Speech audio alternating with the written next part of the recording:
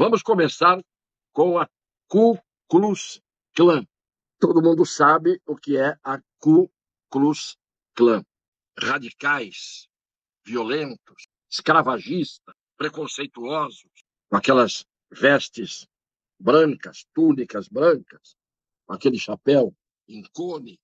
Eles foram criados pelo Partido Democrata, que hoje já assumiu uma posição de esquerda nos Estados Unidos. Por que eu estou falando na Ku Klux Klan?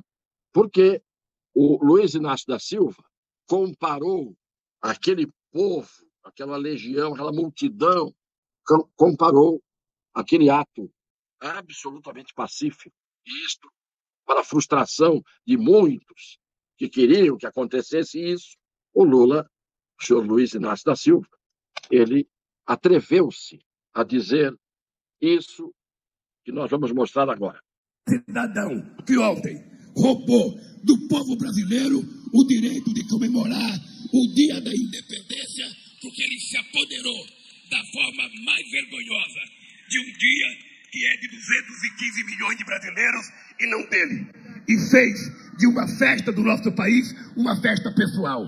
Aliás, Dilma, eu não sei se você viu na televisão, foi uma coisa muito engraçada, que no ato do Bolsonaro parecia uma reunião da Ku Klux Klan. Só faltou capuz, porque não tinha negro, não tinha pardo, não tinha pobre, não tinha trabalhador. Era o artista principal, era o velho da van, que aparecia como se fosse o Louro José, participando ativamente da campanha do Bolsonaro.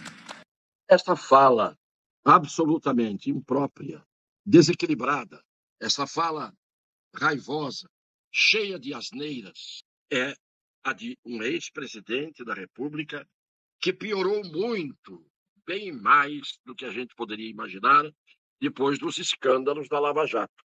O problema é ele dizer que o presidente da República roubou o povo brasileiro e 215 milhões de brasileiros não puderam comemorar o 7 de setembro. A pergunta que eu faço é, por que não? Qual foi o ato praticado pelo presidente da República no sentido de impedir os brasileiros de comemorarem o 7 de setembro? E, ao contrário, qual foi o ato do presidente da República que expulsou os brasileiros de suas casas, de seus estados, para que fossem todos na marra, para as ruas, para as praças? O povo que foi pelas ruas foi porque quis. E quem foi que impediu e proibiu que os presidenciáveis estivessem nas ruas? E o Lula, desequilibradamente, aos berros, com uma ira faiscando dos seus olhos, com uma conduta absolutamente despropositada, a dizer que o presidente roubou o povo para si. Por que o Lula, sem roubar, por que não levou o povo para o lado dele e fez uma festa maior? Vamos parar para pensar até onde vai a falta de escrúpulos, a falta de decência de pessoas que zombam da inteligência, da lucidez, do bom senso, dos homens e mulheres justos. Luiz Inácio da Silva, bem, não é apenas o fato de ele ter dito os absurdos que disse, é o fato de não reconhecer os fatos como eles são. Fato é fato. Então não há dúvida nenhuma de que a fala de Luiz Inácio da Silva ontem foi uma fala do despeitado, a fala do inconformado, a fala do invejoso. Eu quero ouvir o que disse o Bolsonaro, e passar aqui um pequeno trecho a respeito do seu comportamento ali, naquele dia. Olha, eu convidei todas as autoridades brasileiras, por exemplo, do Supremo Tribunal Federal, convidamos 11 ministros, convidamos chefes dos outros poderes, tá? Convidamos todo mundo. Não estava proibido ninguém de não ir nesse evento. Acuso de abuso de poder. Acabou o evento em Brasília, o que eu fiz? Tirei a faixa presidencial e fui para dentro do povo, peguei um carro de som e usei da palavra, acho que por uns 10, 12 minutos, a primeira-dama também, o povo vibrou. Vejam como, em 2 palavras, ele explicou. Primeiro, que convidou os 11 ministros do Supremo Tribunal Federal, que resolveram se ocultar em algum lugar, porque tinham, evidentemente, receio de sair às ruas. Ele convidou o presidente do Congresso Nacional, chefe do Poder Legislativo. Ele convidou o presidente da Câmara. Ambos não foram. Ele convidou as autoridades que não apareceram no dia 7 de setembro para a cerimônia oficial de comemoração da data da independência do Brasil. Então, vejam como se distorce tudo o que acontece. E aí entra uma coisa que ninguém disse até agora. Podem mandar para ele vê o que eu digo aqui. Seu Edson Fachin, onde está o seu pedido de desculpas ao povo brasileiro, aos milhões que foram às ruas sem precisar que o senhor proibisse armas, sem precisar que o senhor tivesse receio de que iriam moer o Supremo Tribunal Federal? Cadê o seu pedido de desculpas ao presidente da República, aos que estavam ali, aos brasileiros muito mais corajosos e brasileiros do que o senhor, porque foram para as ruas, não temeram a intimidação que foi exercida sobre eles? Seu Fachin, põe a capa preta, vai com aquele ar professoral de homem justo e tenha humildade. Agora, meu caro Bill, eu queria colocar a fala do Alckmin, candidato a vice-presidente, da pessoa que ele acusou de querer voltar à presidência para voltar à cena do crime. A fala dele, por favor, no horário gratuito eleitoral. Cuidado, nesta eleição, antigas falas minhas estão sendo usadas por Bolsonaro para confundir o povo. Naquela época, muitos de nós fomos iludidos por um julgamento que depois a própria justiça anulou porque foi parcial e suspeito. Hoje está provado que Lula foi preso injustamente. Veja, ele se diz iludido. Ele deveria dizer de uma confissão de que não é capaz de assumir o quanto ele iludiu o povo.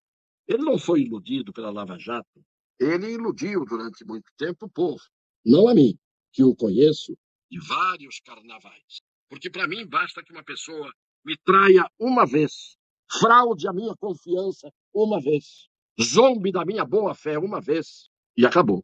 Então o Alckmin, que perdeu a vergonha que nunca teve, ele disse que o Lula foi preso injustamente. Ele só resolveu aderir a essa tese quando, por interesse menor, aceitou não humilhar-se, mas de forma velhaca, ser o vice do Lula.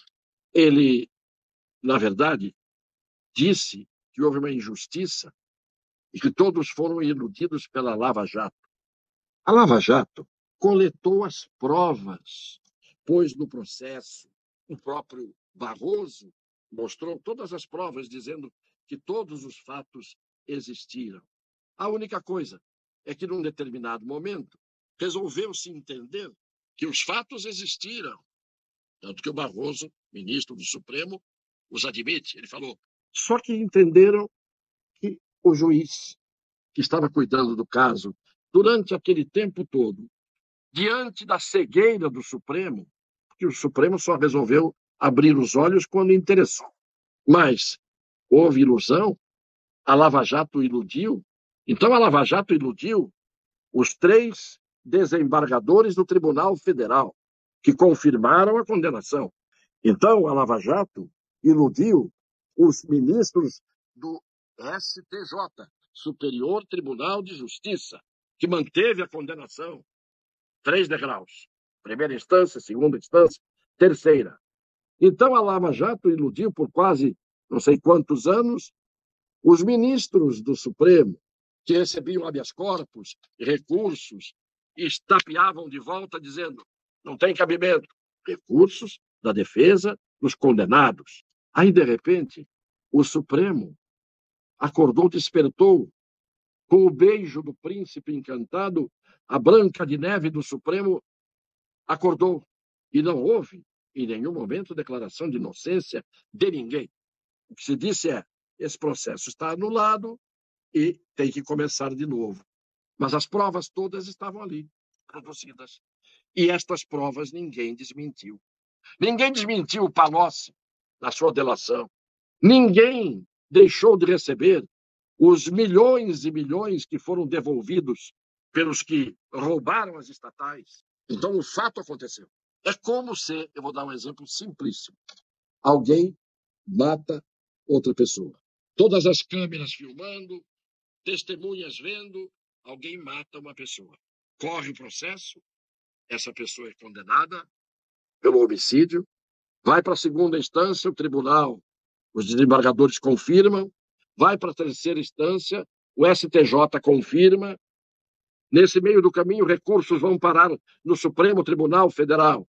E o Supremo Tribunal Federal não desconfirma nada, até que num determinado momento, depois de tudo feito, o Supremo diz: tem que anular o processo, porque o juiz que fez o processo contra o homicida, filmado, com as provas todas mostrando isso, não poderia ser o juiz da causa.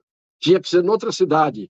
Só se anula o processo porque o juiz estava no fórum considerado, depois de sempre ser considerado o fórum certo, o fórum errado. Mas o juiz não absolveu ninguém. O juiz só disse: começa outra vez. E o certo é aproveitar todas as provas produzidas, obtidas, as perícias feitas, as delações e assim por diante. Então, Alckmin, você realmente, eu digo isso respeitosamente, você não tem vergonha. Quero terminar, como sempre, fazendo aquele meu chamado, o meu apelo respeitoso às pessoas, no sentido de que eu sou candidato a deputado estadual pelo estado de São Paulo, então vou dar o meu número, que é fácil de guardar, pedindo que compartilhem 22299. 22299. Um grande agradecimento a todos. Até amanhã, se Deus quiser. E um beijo no coração das pessoas de boa fé.